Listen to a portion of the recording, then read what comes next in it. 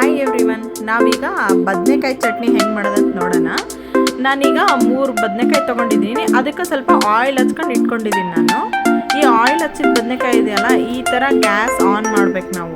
On ಮಾಡಿ ನಂತರ ಈ ಬದನೆಕಾಯಿಗೆ ಏನು ಆಯಿಲ್ ಹಚ್ಚಿರ್ತೀವಲ್ಲ ಅದನ್ನು ಇದ್ರ ಮೇಲೆ ಇಡಬೇಕು. ಈ ರೀತಿಯಾಗಿ ಇದು ನೋಡಿ, ಒಂದು ಸೈಡ್ ಬೆಂದ ತಕ್ಷಣ ಈ ರೀತಿಯಾಗಿ ಟರ್ನ್ ಮಾಡ್ಕೊತ ಇರ್ಬೇಕು ನಾವು. ನೋಡಿ ಈ ಥರ ಇಡಬೇಕು.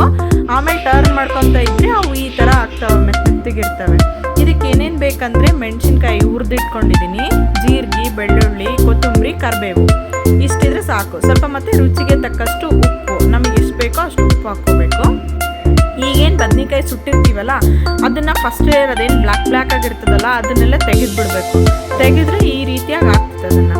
ಆದರೆ ನಾವು ಫಸ್ಟಿಗೆ ನಾನು ಏನು ಇಂಗ್ರೀಡಿಯೆಂಟ್ಸ್ ತೋರಿಸಿದ್ನಲ್ಲ, ಮೆಣಸಿನ್ಕಾಯಿ, ಬೆಳ್ಳುಳ್ಳಿ, ಕರಿಬೇವು, ಕೊತ್ತಂಬರಿ, ಜೀರಿಗೆ, ಅದನ್ನೆಲ್ಲ ಇದ್ರೊಳಗೆ ಹಾಕ್ಕೋಬೇಕು.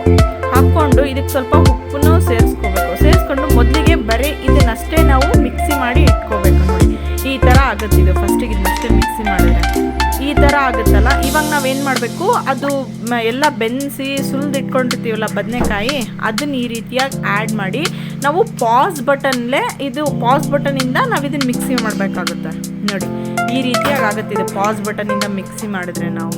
ಈಗ ನೋಡಿ ಬದನೆಕಾಯಿ ಚಟ್ನಿ ರೆಡಿ ಆಗಿದೆ. Please like, share, subscribe my channel.